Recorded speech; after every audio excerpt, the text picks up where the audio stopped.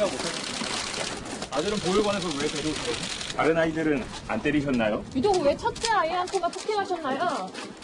아들한테 할 말 없으시나요? 숨진 아이에게? 미안하다는 생각 안 드세요? 지난달 인천에서 의붓아빠의 폭행으로 5살배기 아이가 사망하는 끔찍한 사건이 벌어지면서 공분을 사고 있습니다. 의붓아빠의 구속영장 심사를 받고 나오는 모습 영상으로 보셨는데요. 네, 의붓아빠가 결국 구속된 데 이어서 남편의 잔인한 폭력을 방조한 혐의로 친모에 대해서도 긴급체포 구속영장을 경찰에 신청했습니다. 최영일 평론가님, 네. 사실 친모도 죄가 있다. 네. 아들이 이렇게 폭행을 당하는데 방조했다. 이렇게 보고 있는 거잖아요. 네, 맞습니다. 친모는 왜 말리지 못했느냐는 이 질문에 이미 답은 했어요. 뒤에 자세히 좀 풀어드리겠습니다만 네. 남편이 자신도 폭행했다. 그리고 이제 이 생명의 위협을 느꼈다. 그래서 말릴 수가 없었다라는 이제 입장이었으나 그럼에도 불구하고 우리가 어머니라고 하는 게 뭡니까? 지금 5살 자신의 아이가 지금 이 계부에게 맞아서 생사를 오갈 때 행동한 게 있을 수 있잖아요.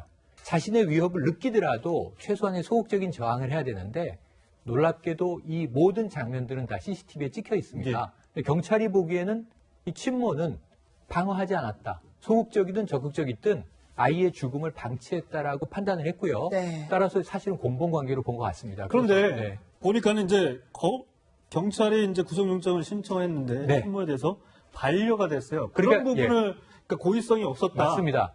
그러니까 경찰은 이 친부는 이미 구속이 돼 있고요. 네. 아니, 이 계부는 네. 죽인 아빠는 구속이 돼 있고 지금 친모를 긴급 체포해서 구속영장 청구를 한 것인데 법원에서 기각한 게 아니고 검찰 단계에서 반려를 했어요. 네. 반려하면서 경찰에게는 보강 수사를 더하라.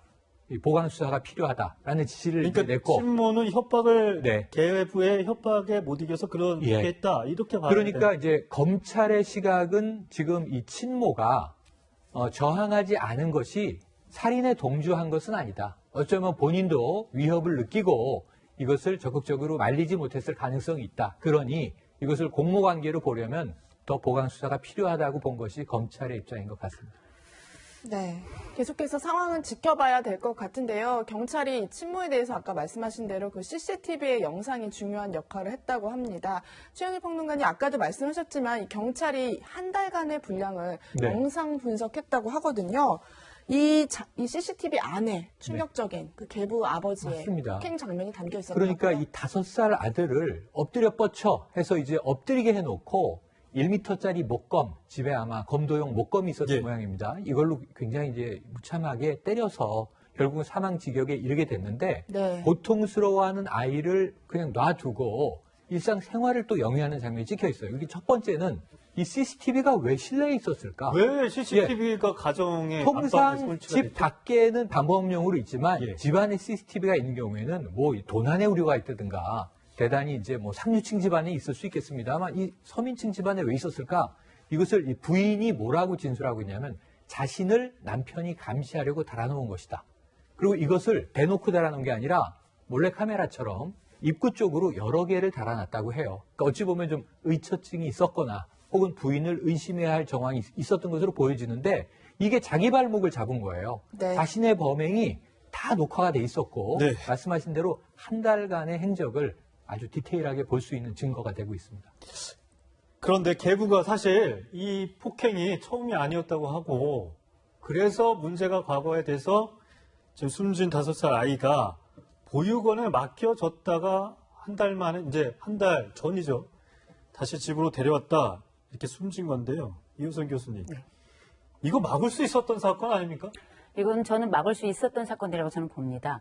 이때 그 재판부가 그때 당시에 했던 얘기가 그 기록으로 남아있는데 거기 보면 이런 얘기가 있더라고요. 근데 2017년 3월부터 이제 2년 6개월 동안 보육원에 있었는데 그 전에 판결문에 보면 어떤 게 있냐면 이 사람이 치료가 필요한데도 불구하고 병원에 데려가지도 않고 그다음에 치료하지도 않고 병원에도 데려가지도 않았다. 그리고 나서 뉘우치는 모습이나 오히려 범행을 부인하고 뉘우치는 모습을 전혀 보이지 않았다. 이렇게 얘기를 했다는 거예요. 이건 굉장히 의미 있는 얘기였을 텐데 문제는 이번에 약간 헷갈렸을 수는 있을 거예요. 부모 교육을 그때 받았는데 충분히 잘하겠다라고 판단을 하고 교육은 좀 잘 받았던 모양이에요. 예. 그렇다면 우리가 이제 몇 가지 생각하게 되는 거죠. 이번 사건에서 몇 가지 정황들이 있는데 첫 번째 직접적인 계부의 폭행이 있었고요. 두 번째 엄마의 방임이 있었고요.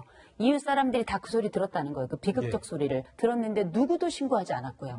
그리고 또 하나는 시스템이 보육원이라는 시스템에서도 이 사람이 아이를 데려가는 데서 붙잡을 만한 법적 조치가 불가능했다라고 제가 이야기를 들었어요. 네. 그렇다면 이 계부의 폭행을 우리가 집중적으로 다루고 있지만 그 이외에 이 아이의 죽음에 누군가는 함께한 것과 전 다름이 없다고 생각합니다. 그건 어머니의 방임과 이웃들의 방임과 시스템의 방임 이 세 가지가 저는 함께 동조했다고 저는 봅니다. 네.